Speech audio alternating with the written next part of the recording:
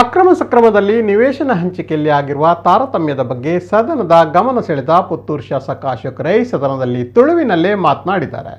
ಅಕ್ರಮ ಸಕ್ರಮದಲ್ಲಿ ನಿವೇಶನ ಹಂಚಿಕೆ ವೇಳೆ ಪಟ್ಟಣ ಪಂಚಾಯಿತಿ ಹಾಗೂ ನಗರಸಭೆಗಳಲ್ಲಿ ತಾರತಮ್ಯವಿದ್ದು ವಿಟ್ಲದಲ್ಲಿ ಸುಮಾರು 200 ಕುಟುಂಬಗಳಿಗೆ ತೊಂದರೆಯಾಗಿದೆ ಎಂದು ಸದನದ ಗಮನಕ್ಕೆ ತಂದಿದ್ದರು. ಈ ವೇಳೆ ಕಂದಾಯ ಸಚಿವ ಕೃಷ್ಣ ಬೈರೇಗೌಡ ಅವರು ಅಂತಹ ಸಮಸ್ಯೆ ಇಲ್ಲ, ಹಾಗೊಂದು ವೇಳೆ ಇದ್ದಲ್ಲಿ ಸರಿಪಡಿಸುವುದಾಗಿ ಭರವಸೆ ನೀಡಿದರು. ಆದರೆ ಅಷ್ಟಕ್ಕೆ ಸುಮ್ಮನಾಗದ ಶಾಸಕ ಅಶೋಕ್ ರೈ ಸ್ಪೀಕರ್ ಬಳಿ ತುಳು ಭಾಷೆಯಲ್ಲೇ ಸಮಸ್ಯೆಯನ್ನ ಹೇಳಿಕೊಂಡಿದ್ದಾರೆ. ನನ್ನ ಮತ್ತು ನಿಮ್ಮ ಕ್ಷೇತ್ರದಲ್ಲಿ ಈ ಸಮಸ್ಯೆ ಇದ್ದು ಅದು ನಿಮಗೂ ಗೊತ್ತಿದೆ, ಸ್ವಲ್ಪ ಸರಿ ಮಾಡಲು ಅವರಲ್ಲಿ ಹೇಳಿ ಎಂದು ತುಳುವಿನಲ್ಲೇ ಮನವಿ ಮಾಡಿದರು. ನೀವು ತುಳು ಭಾಷೆಯವರೇ ಆದ ಕಾರಣ ತುಳುವಲ್ಲೇ ಹೇಳಿದೆಂದು ಸಮಜಾಯಿಷಿ ಕೂಡ ನೀಡಿದ್ದಾರೆ. ಈ ವೇಳೆ ತುಳುವಿನಲ್ಲೇ ಉತ್ತರಿಸಿದ ಸ್ಪೀಕರ್ ಖಾದರ್ ಅವರು, ಅದು ನನಗೆ ನಿನಗೆ ಅರ್ಥ ಆಗುತ್ತದೆ, ಇಲ್ಲಿದ್ದವರಿಗೆ ಅರ್ಥ ಆಗಬೇಕಲ್ಲ ಅಂತ ತಮಾಷೆಯಾಗಿಯೇ ರಿಯಾಕ್ಟ್ ಮಾಡಿದ್ದಾರೆ.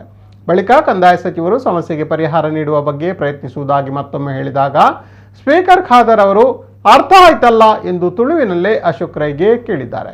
ತುಳು ಭಾಷೆಯನ್ನ ರಾಜ್ಯದ ಅಧಿಕೃತ ಭಾಷೆ ಮಾಡಬೇಕು ಅನ್ನೋ ನಿಟ್ಟಿನಲ್ಲಿ ಇವರಿಬ್ಬರ ಮಾತುಕತೆಗೆ ಮಹತ್ವ ಸಿಕ್ಕಿದೆ. ಇದೀಗ ಈ ಮಾತುಕತೆ ವಿಡಿಯೋ ಸಾಮಾಜಿಕ ಜಾಲತಾಣದಲ್ಲೂ ವೈರಲ್ ಆಗುತ್ತಿದ್ದು ಹಲವರು ಮೆಚ್ಚುಗೆ ವ್ಯಕ್ತಪಡಿಸಿದ್ದಾರೆ.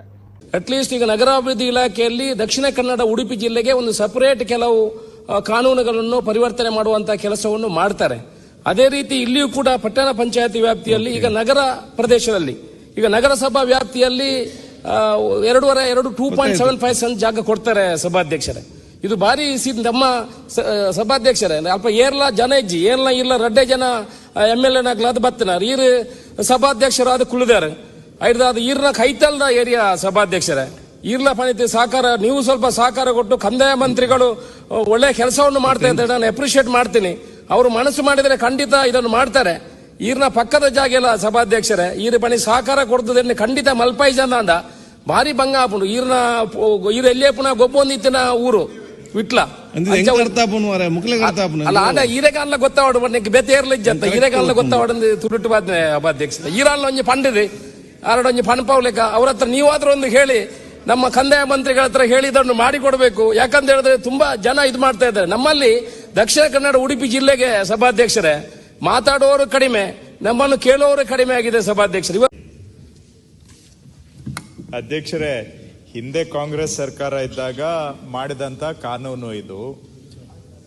2015-16ರಲ್ಲೇನೆ ನಗರ ಪ್ರದೇಶದಲ್ಲಿ ಎಷ್ಟು ವಿಸ್ತೀರ್ಣಕ್ಕೆ ಹಕ್ಕುಪತ್ರ ಕೊಡಬೇಕು, ಗ್ರಾಮೀಣ ಪ್ರದೇಶದಲ್ಲಿ ಎಷ್ಟು ವಿಸ್ತೀರ್ಣಕ್ಕೆ ಹಕ್ಕುಪತ್ರ ಕೊಡಬೇಕು ಅನ್ನೋದು ಕಾನೂನಿನಲ್ಲೇ ಬಂದ್ಬಿಟ್ಟಿದೆ. ಅದು ನಿಯಮಗಳಲ್ಲಿಲ್ಲ, ಇಡೀ ರಾಜ್ಯಕ್ಕೆ ಅನ್ವಯಿಸುವಂತ ಕಾನೂನಿನಲ್ಲಿ ಬಂದಿದೆ. ಸುಮಾರು ಒಂದು 4-4.5 ಲಕ್ಷ ಅರ್ಜಿಗಳು ರಾಜ್ಯಾದ್ಯಂತ ಬಂದಿತ್ತು. 2.5 ಲಕ್ಷ ಗ್ರಾಮೀಣ ಪ್ರದೇಶ, 1.5 ಲಕ್ಷ ನಗರ ಪ್ರದೇಶ. ಅದರಲ್ಲಿ 80% ಅರ್ಜಿಗಳು ವಿಲೇನೂ ಆಗೋಗಿದೆ. ಈಗ 80% ಅರ್ಜಿ ವಿಲೆ ಆಗೋಗಿದೆ. ಸೊ ಈ ಟೈಮಲ್ಲಿ ನಾವು ಮತ್ತೆ ಹೋಗಿ ಕಾನೂನು ಬದಲಾವಣೆ ಮಾಡೋದಿಕ್ಕೆ ಕಷ್ಟ ಸಾಧ್ಯ ಅಧ್ಯಕ್ಷರೇ. ಇವ್ರದ್ದು ಸ್ಪೆಸಿಫಿಕಲಿ ಒಂದು 200 ನಿವೇಶನ ಮನೆಗಳಿಗೆ ಸಂಬಂಧಪಟ್ಟದಿದೆ. ಇದು ನಿವೇಶನ ಯೋಜನೆ ಅಲ್ಲ ಅಧ್ಯಕ್ಷರೇ.